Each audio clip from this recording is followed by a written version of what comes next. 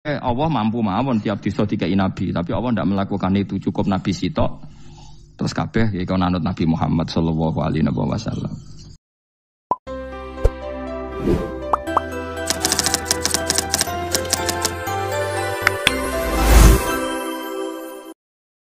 Umpama wong ngersakno kabeh desa ya nabi, tapi kok kakek nabi malah repot kan. Yukhawifu kang ngekeki peringatan sapa nabi ahlaha ing penduduk Korea. Walakin ba'asnaka tetapi ning ngutus ingsun ka ing sira Muhammad ila ahlil qura maring kabeh penduduk kuliah sekabehane ahlil qura nadhiran khalidati nadhir khalidati nabi liya'zuma supaya gedhe apa ajruka ganjaran sira. Tapi kabeh nabi niku nggih pokoke Allah mampu mawon tiap disa dikai nabi, tapi Allah ndak melakukan itu, cukup nabi sitok. Terus kabeh ya kon anut Nabi Muhammad sallallahu alaihi wasallam. Mulane ana guyonan wong Arab wong Jawa apik endi? Apik wong Jawa aja. Ke wong Arab iku cara obat iku dosis tinggi, mulane dikirimi nabi. Wong Jawa cukup mudin, cukup kiai wis Islam. Dadi rapati salah lah. Penyakitnya ringan jadi diobati kiai iku wis dadi iman. Nah wong Arab kudu napa?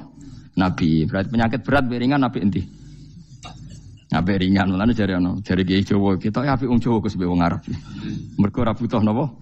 Nabi. Berarti dosisnya kan kecil ya, rendah. Sauni-uni mus. Wong bingung, ngono kok omongane wong napa? Bingung. Lha opo nganalisis ngono barang.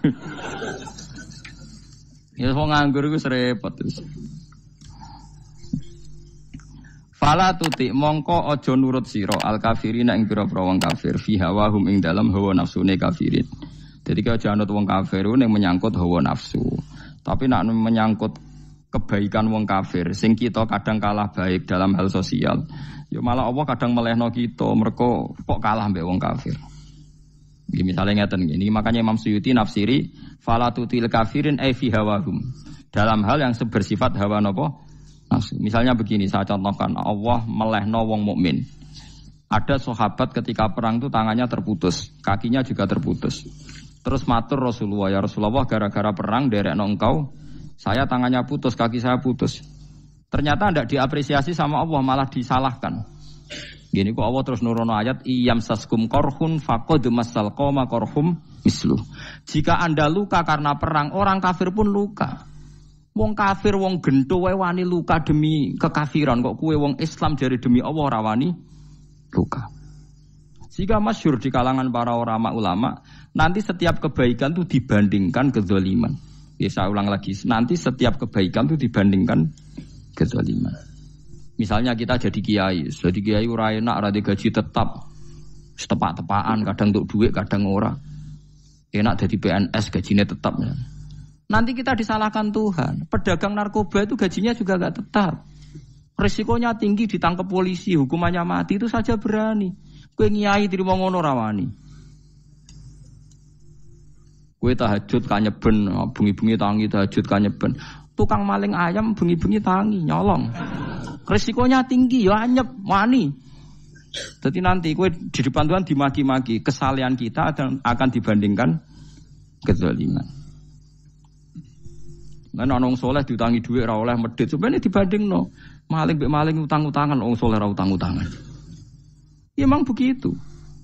Nah itu yang dimaksud ayat intakunu ta'lamuna fa innahum ya'lamuna kama ta'lamun wa tarjuna minallah ma la yarjun. Jika kamu merasa sakit karena berjuang demi agama, orang-orang zalim juga sakit karena kezalimannya. Toh mereka berani. Coba jadi kiai bandar narkoba resikonya tinggi mana coba? Resiko jadi bandar narkoba. Antar geng narkoba juga musuhan, takut ditangkap polisi. Jadi kiai paling ono kasut sithik-sithik. Paling wong ngrasani. Kiai iso ngene omong tok, ora iso nglakoni, paling gitu. Padha kiai ini paling hasud. Ya sithik-sithik lah, paling serek. Kalau bandar narkoba gak cocok, nembak. Karena rivalitas mereka ekstrim. Sehingga kalau sampean cemen jadi kiai nanti ya diingatkan Allah dibandingkan orang apa? Zalim. Jadi eling-eling ya. Terus semua kesalahan kita, loyalitas kita pada agama nanti dibandingkan orang zalim karena mereka loyal sama pekerjaannya, sama kezalimannya. Enggak terus preman-preman nak belani kanca wani mati. Kadang kiai santri belani kiai ini rapati wani mati. Repot preman-preman nak tobat repot. Kulo nu rada nyesal mek tobaté preman. Nah ana preman teng perapatan tobat. Niku terus ning masjid, men itikaf terus mbek wong sopan. Niku ora pas sajane. Nah tobat itu tetep ning perapatan. Sing dhisik ganggu wong disingkirno. Jadi ku tobat tenan sehingga dhisik perapatan sing gawat dadi gak gawat. Mergo sing preman gawat diganti preman sing lunah. Ora terus ning masjid ya sing iki tetep diganti generasine ngono. Mestine maksudnya mesti ora kok terus elek mboten mestine tobaté ngoten niku. Sayyidina Umar itu dulu itu menakut-nakuti orang Islam. Angger ana ndekne wong Islam wedi kabeh. Terus Abu Bakar ya wedi kabeh wedi. Suatu saat Rasulullah mlaku-mlaku ngerti Umar gulut ning ukat, menangan. Kata Rasulullah andikan yang Islam itu hebat Islam. Hanya Rasulullah berdoa wa ma'izal Islam fi Umar. Akhirnya Umar masuk Islam. Hari Kamis masuk Islamnya. Ya sekira tau mikir to sadinane kula roh sadinane dongane Kamis masuk Islam Jumat. Ning omahe adike ning gone IP-ne. Kok diwacana Quran surat Toha. Bareng Islam metuki Nabi, mohon walhasil bar Islam teng Zaid bin Arqam ning mbene Nabi terus langsung marani Umayyah Abu Jahal ora terus ning masjid menenge mboten langsung marani Abu Jahal. Angger ki ganggu Nabi tak pateni. Bariku marani Abu Jahal. Aku saiki wis Islam iki ganggu Nabi tak pateni. Gentenan wong kafir sing delik. Paham nggih? Jadi enak maksudnya. Lah misalnya terus Umar jadi sopan santun terus ketemu wong dilo, ketemu Abu Lahab monggo dari akhir. Wah. Kacau. Artinya enggak ada perubahan kan kalau gitu. Lan Ruhin mantan preman mboten kok tobaté ning kene ora roh kok. Mboten harus kiai dene. Mestine ngoten. Makanya Wahsy itu yang bunuh Sayyid siapa? Hamzah. Karena dia disuruh Hindun itu istrinya Abi Sufyan itu. Itu setelah membunuh Sayyid Hamzah dan dia Islam. Dan Nabi tidak siap melihat wajah Wahsy. Sumpahnya Wahsy apa? Saya bersumpah akan membunuh orang paling dibenci Rasulullah. Sebagaimana saya pernah membunuh orang paling dicintai Rasulullah. Terus tobatnya dia mateni Musailamah al-Kadzab. Wong sing ngaku Nabi ngarang Quran. Itu tuh sing mateni sinten? Wahsy. Jadi Wahsy sebagaimana aku pernah membunuh orang paling dicintai Rasulullah. Tobat saya membunuh orang paling dibenci Rasulullah. Ya misalnya terus Wahsy tobat, terus sampean nyapu masjid, terus gak duwe selera tarung, zaman kafir tarungnya tenanan, bareng Islam nyapu masjid, bariku ngiseni jedinge, terus bareng dijak perang wedi wae repot. Ya niku ide kula tapi ora kudu nglakoni. Nek mau cerita ilmu, sampean ora kudu nglakoni. Ya tugale wong preman brah-brah. Blojo narkoba entek akeh dilakoni, nggo judi diakoni. Sewengi orang preman itu kalau judi 2 juta 3 juta loh. Bareng tobat ngoboni masjid 10.000. Padahal donyane jek akeh. Mestine tobat yo. Saya zaman judi semalam 3 juta. Sekarang kalau pengajian atau ke masjid semalam 3 juta 100 lah minimal diluwei. Ora malah pas tobat nglebokno amplop masjid yo 10.000, kadang 2.000. Repot-repot. Tapi ya apik tobat, nanti cerita. Tidak begitu, mestinya berbanding. Paham nak sampean takok tobat itu cara ulama nggih ngoten niku berbanding. Mulane riyen Khalid bin Walid itu jadi panglima perang Islam itu. Saya masih ingat makalahnya Khalid bin Walid, fakama anni aktsartul qatla fi kufri aktsartul qatla fi Islam. Dulu ketika saya kafir adalah sangat banyak membunuh orang Islam. Perang Uhud kalah itu karena panglima orang kafir adalah Khalid. Dia cakap sekali dalam ngatur strategi perang. So Khalid itu utek elek kan. Pikirannya ala sahabat yang menuso ruhin es. Kayak wong wedok ambek apa jenenge ghanimah mesti medun. Nah sahabat ora kabeh kaya aku kan ono kaya kue barang macam-macam. Gunung Uhud itu dhuwure mok sak musolane iki jamira Gunung Uhud kaya Merapi niku mboten. Nah kalau Merapi amanah ning dhuwur tetep ra kenek, meleyang to. Jadi Gunung Uhud itu dhuwure sak musolani mbok dhuwur putih. Wong kula nate mriko bolak-balik kan nggak bisa nek urung tahu. Kula kaya wong India dadi melok itikaf teng Gunung lho. Uhud. Mbok piye dalile apa ya ora roh. Lah itu Khalid bin Walid pinter, dia ketika kalah itu muter ke belakang terus ghanimah itu dilepas. Ya dulu itu dalam perang dulu tuh ghanimah itu kan perempuan sama apa? Ya sama barang-barang itu.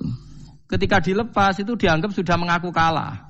Ada sahabat yang kok ruhin itu udah akabir sahabat, ada sahabat papan atas, sahabat yang seperti itulah. Sahabat kebanyakan turun ternyata Khalid itu muter terus naik dari belakang.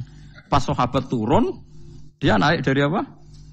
Yo penak karek mana iko dhuwur, itu akhirnya kalah. Itu ya gara-gara strategi ini Khalid bin Walid. Nah terus dia bersumpah, saya bersumpah semua kecerdasan saya, semua kecanggihan saya akan saya gunakan untuk membela Islam. Ini kelimake itu di perang Tabuk, di perang Yarmuk, di perang Tabuk. Itu di panglimani siapa saja yang ditunjuk Nabi itu kalah. Termasuk Ja'far bin Abi Thalib itu padahal panglima yang ditunjuk Nabi. Usamah ya kalah. Abdullah ya kalah. Semua yang ditunjuk Nabi itu mati semua. Akhirnya panglima diambil siapa? Khalid. Taruh saja gini strateginya. Anggap saja Arab itu padang pasir. Tidak sampean biar tahu bahwa orang soleh yang cerdas itu banyak. Jangan kira soleh itu tidak butuh kecerdasan, butuh. Arab itu kan padang pasir. Mau jelas gini gambarannya apa? Padang pasir. Itu kalau perang itu kan taruh saja orang Islam itu 3.000 musuhnya 10.000. Memang kejadiannya gitu 3.000 musuh 10.000. Itu kan berbanding berapa itu? 30 ya? 1 banding 3 ya? Nah itu dulu pasukan-pasukan Islam dulu itu sama-sama seperti soft sholat. Jadi memanjang. Ya akhirnya perang itu kelihatan sekali mana yang sedikit, mana yang banyak. Habis Khalid strateginya dirubah. 100 orang di depan, anggap saja gitu. Pokoknya tak kayak gambaran coro Jawa paling gampang. Lagi mau kitabnya malah bingung loh. 100 pasukan kuda yang di depan itu disuruh negarkan kuda. Disebut fal mughirati subha itu. Yang itu wal adiyati napa? Dobha fal mughirati subha itu. Jadi pokoknya anggap seperti itu. Fal muriyati apa? Qadha itu. Kuda yang 100 di depan disuruh menegarkan. Pokoknya kon gerak sehingga debu itu banyak bertebangan. Terus pasukan yang 3.000 itu disuruh memanjang sepanjang-panjangnya. Karena di depan ini ada tegaran kuda tadi, orang kafir yang di sana itu melihatnya ada bantuan datang baru. Wih, pasukan Islam teko wakeh, panjang lagi. Dikira jumlahnya itu sampai 50.000 lebih. Paham sih maksudnya? Sehingga wong kafir melaju perkara ini tidak mungkin kita tandingi. Orang Islam dapat bantuan baru padahal ya wonge podo. Mau baris tok dirubah. Nah misalnya sing mimpin Mustafa sembah jare mati ya syahid, mati kabeh wong Islam. Nah itu artinya dia masih ingat betul. Saya dulu pernah menggunakan kecerdasan yang sama untuk mengalahkan umat Islam. Saya bersumpah kecerdasan yang sama akan saya gunakan untuk memenangkan Islam. Lalu coba bayangkan nonton ane padang pasir 3.000 orang yang 100 di depan negarno kuda supaya pandangan tidak begitu jelas. Terus yang belakangnya memanjang dari jauh kan kelihatan pasukan dapat bantuan baru. Padahal ya orangnya sama. Akhirnya orang kafir merasa wah nggak imbang. Kita ada imbang karena orang Islam dapat bantuan. Terus menang perang itu. Lah itu tobat bener gitu loh. Orang kok pas kafir cerdas. Buareng Islam tobat nyapu masjid. Sebarigus ngaji ngantuk. Padahal zaman kafir cerdas memperdayakan ekonomi nganti sugih bergeder. Bareng Islam terus dunia nentek melarat terus nyapu masjid sebariku sholat qobliyah ba'diyah mulai mau poso sunat ya tidak apa-apa itu tapi sugih tetap kok zaman kafir sugih zaman Islam kere mestinya zaman Islam ya sugih terus kecerdasan dan hartanya untuk liizatil Islam wal muslimin mestinya tapi ya enggak apa-apa kalau ada tobat model gitu ya enggak apa-apa ojo terus dari Gus Pak ngono ku elek ya ora ana jenenge tobat mesti apik tapi enggak fair gitu loh Maksud zaman nakal serius, zaman tobat sekenanya itu kan fala tuti mongko joto atsira al kafirin ing pira-pira kafir fi hawahum ing dalem selera hawa nafsune wong kafir. Wajahidhum lan merangi sirahum ing kufar. Merangi maksudnya berjuang bihi kelawan Quran. Maksudnya hujjah. Wong iku nak merangi wong kafir nganggo Quran, ndak mesti perang iku nganggo pedang. Niki jelas kita bire ge wajah itu bihi ebil Quran. Maksudnya perang nganggo Quran itu kita melatih argumentasi atau hujjah yang dengan hujjah itu jelas-jelas ketok bener agama napa Islam. Wajahid lan merangi sira hum ing kufar bi iklan Quran ayat Quran itu Quran jihad dan kelawan perang atau kelawan jihad kelawan berjuang kabiran kang gede. Wa ta'ala wa alladzi zat maraja ingkang lepas sapa Allah al-bahraini ing dua laut. Arsala sing lepas sapa taala huma ing al-bahraini mutajawiraini hale berdampingan. Hadza utawi iki ku asbun iku banyu sing banget segere banget manis ya banget segere. Furatun tur enak diombe, sadidul udzubati tekse banget manis. Iki kuno nak manane mudah diminum. Wa hadza utawi iki ku milkhun iku banyu asin, ujajun tur banget paite. Sadidul muluhah tegese banget paite. Tapi wasemono sungai sing gampang diminum. Misalnya sungai Komerapi sing napa gampang diminum maksudnya mboten pahit.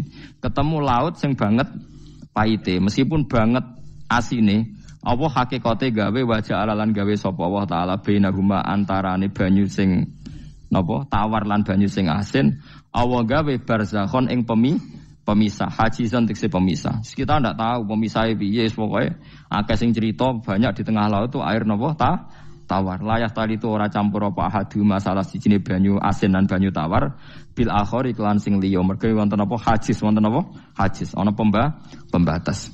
Wa hijron lan tegese pembatas mahjuron kang iso nglindungi. Sitron tegese tutup.